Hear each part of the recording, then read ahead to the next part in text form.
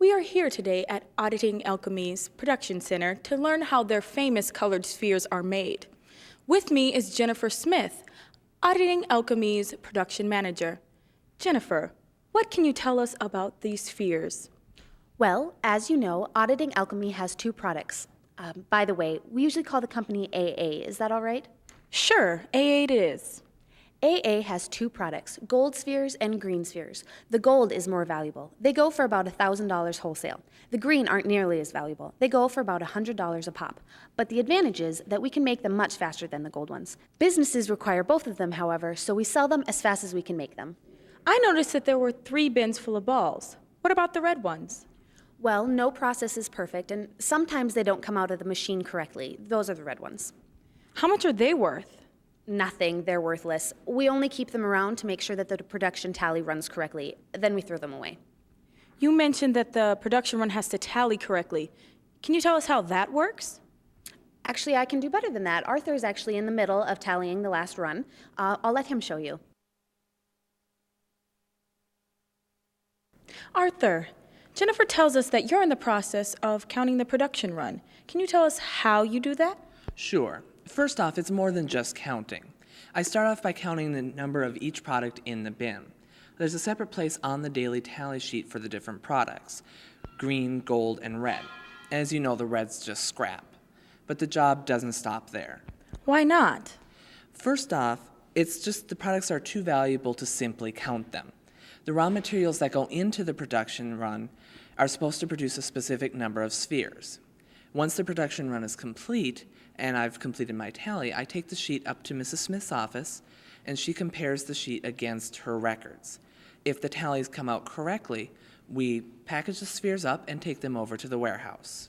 But what if the count is not correct? Well, that doesn't happen very often, but if it does, Mrs. Smith tells me that the production count is off and to recheck the bins. Does she tell you how much you're off by?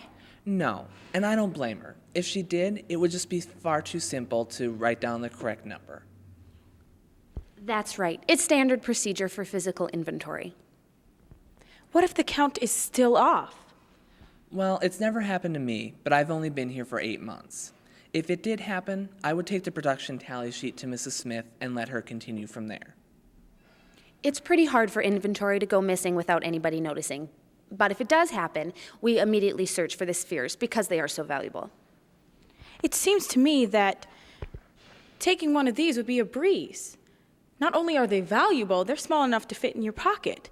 A green one alone would get you a nice weekend out on the town. Art, why don't you show her what happens when you take a sphere out of the room?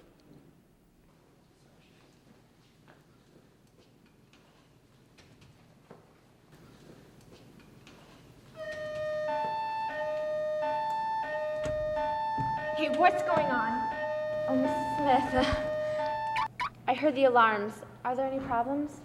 No, I'm sorry. We should have warned you. We're just doing a little demonstration for our interview. While you're here, though, you might as well wait. We're getting ready to bag the spheres and send them out. Oh, okay, well, I'll call the warehouse and tell them to come over. Does that happen with all of the spheres? Yes, the magnetic field between the pylons is tuned to react to the materials in the gold and green spheres. When the alarm goes off, the guard comes immediately to investigate. What about the red spheres? Do they set the alarm off as well? I don't know. I've never tried.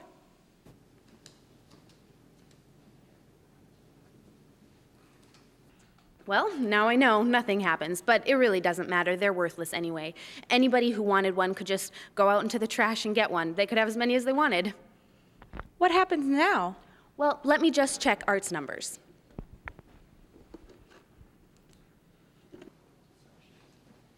Normally, the daily figures stay in my office, and no one sees the count except me. I brought the forms with me today to show you.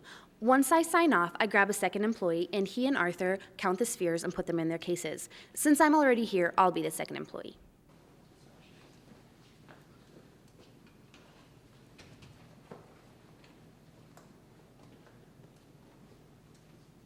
We count the spheres in the case and then we seal them. Once the case has been sealed, it can't be opened without us knowing.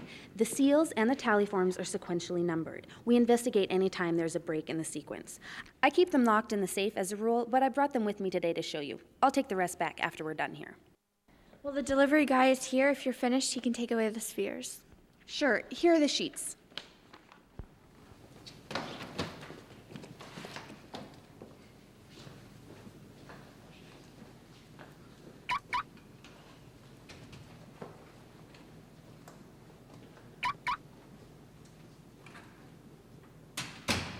So, what's left? All that's left today is to take out the trash. Now that the count is finished, Arthur will toss the red balls into the can and take them to the dumpster. Through the main doors? No, not through the main doors. That would take him through the main reception. It would look unprofessional, and besides, it's a quarter of a mile to the dumpster. So, how does the trash get taken out? Through the fire exit. That's why the guard's here. She'll unlock the door for him and relock it behind him when he comes back in.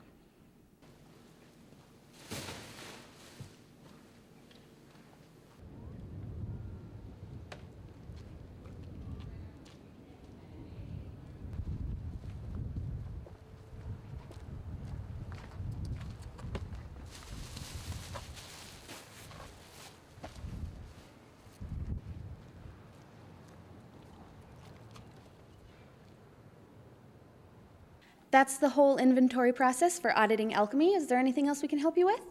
Nope, that should be everything. Thank you so much for all of your help.